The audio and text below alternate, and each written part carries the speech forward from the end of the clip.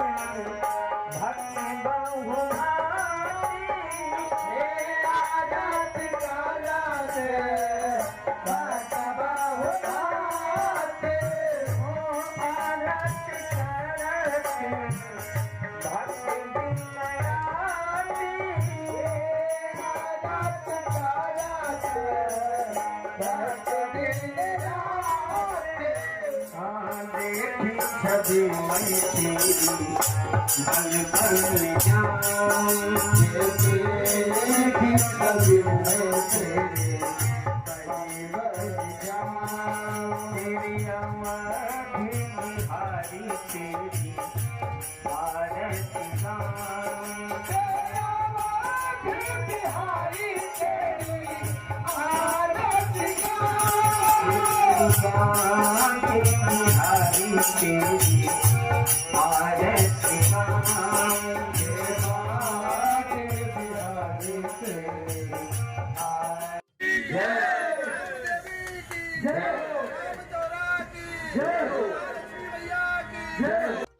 अपराध live news.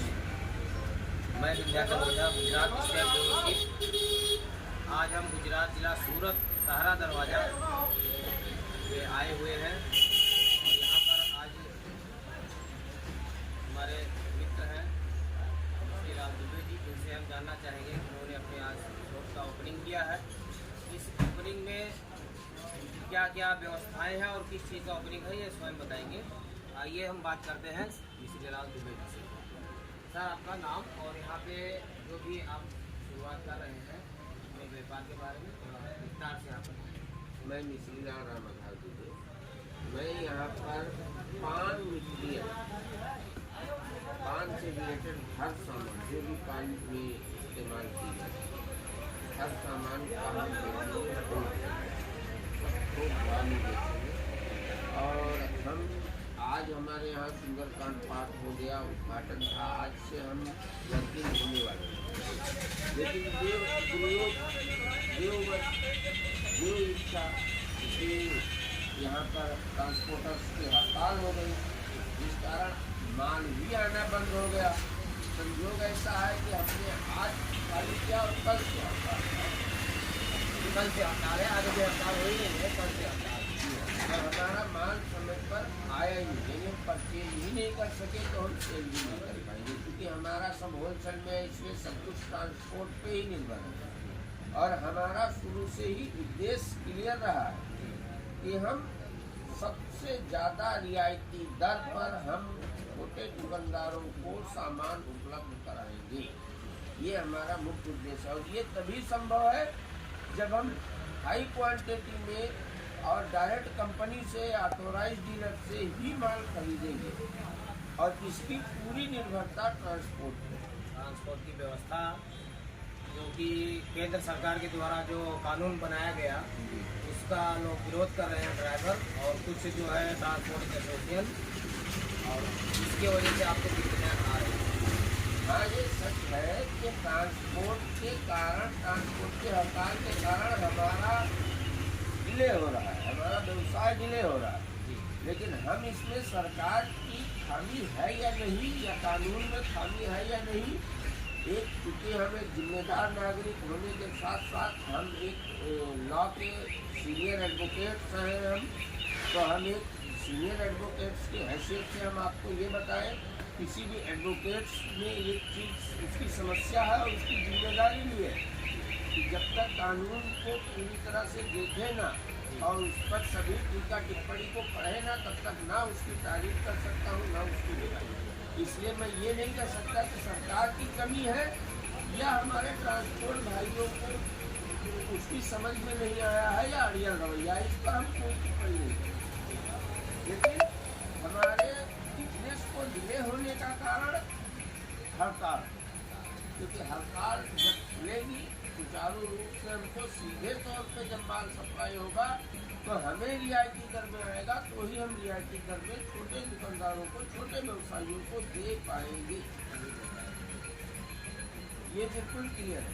और हम आपको ओझा जी एक चीज और आपके चैनल के माध्यम से धन्यवाद अवगत कराना चाहिए कि पूरा बिजनेस का पूरा उद्देश्य से जुड़े हुए लोगों को लाभ पहुंचाना, हमारे खरीदारों को संतुष्टिपूर्ण माल देना और संतुष्टिपूर्ण उनके बिजनेस को सहयोग देना, छोटे व्यापारियों को सपोर्ट करना, ये हमारा मुख्य उद्देश्य है। और आपको ये उद्देश्य पूरी तरह दिखा तो हम अपने आप को सफल समझेंगे। हम कितना भी कमा लें, हम कहीं से कहीं पहुंच जाए, अगर हमारा ग्राहक असंतुष्ट है और अगर हम ग्राहक को सहयोग नहीं कर सके तो हम अपने आप को असफल मानेंगे, असफल हो जाएंगे। बहुत बड़ी बात आपने कही है। ऐसे अगर सभी लोग सोचें तो काफ़ी तरक्की हो और लोग परेशान न हो। ये बात आज तक हमने कई लोगों से चर्चा की है, लेकिन किसी ने इस तरह से बात नहीं किया है, छोटे व्यापारियों को सपोर्ट करना है। यहाँ तो लोग उल्टा करते हैं, दबा देते हैं, कहीं ना कहीं माध्यम से पीड़ित कर देते हैं। तो आपने ये बात जो कही है बहुत, मैं इस पर आपको विस्तार से दो बात और छोटे छोटे शब्दों में दो चीज बता दूँ। एक तो मराठा ग्रुप के महाराष्ट्र में हॉस्पिटल, होटल, गारमेंट फैक्ट्री चल रही है ऑलरेडी 2-2, 3-3 साल, 4-4 साल। आप जब चाहे वहाँ जाके वेरीफाई कर लें, मैंने कभी 5 रुपए का भी लाभ अर्जित नहीं किया है। ये बिल्कुल साफ है और सत्य है और सत्यापित है। और ये बिजनेस हम समझते हैं कोई भी व्यवसाय सहयोग और सानिध्यता को बढ़ाने का काम करता है। हम मानते ही नहीं है कि बिजनेस को, व्यवसाय को सिर्फ लाभ अर्जित करने के लिए किया जाए। हम ये मान के चलते हैं कि अगर हमसे, हमारे सहयोग से 40 चूल्हे चल रहे हैं और उन्हीं के बराबर हमको अगर लाभ मिल रहा है तो भी मुझे कोई समस्या नहीं। और अगर कभी ऐसी भी परिस्थिति पैदा होती है कि सिर्फ हमारे ग्राहकों को ही लाभ मिल रहा है और मुझे कोई हानि नहीं हो रही है, तो हम कहेंगे ये परिस्थिति भी अच्छी है। बस के साथों साथ आप जो है लोगों को भी सपोर्ट कर रहे हैं, उनके बारे में भी ध्यान दे रहे हैं। ये बहुत अच्छी बात है, बहुत बड़ी बात है। और ऐसे अगर लोग करें तो आगे जो भी समस्याएं आती हैं ये लोगों के पास वो नहीं आएगी। इसके पीछे एक गूढ़ कारण है, वो कारण भी आप जान लीजिए। हम कोई संत, महात्मा, योगी, धर्माचारी, सन्यासी नहीं है। हम कोई समाज सुधारक या किसी पर उपकार करने के उद्देश्य से नहीं है कर रहे हैं। हम अपनी आत्मसंतुष्टि और सामाजिक ऋण उतारने के लिए ऐसा कर रहे हैं, क्योंकि आज मैं यहाँ हूँ, ये हमारे सहयोग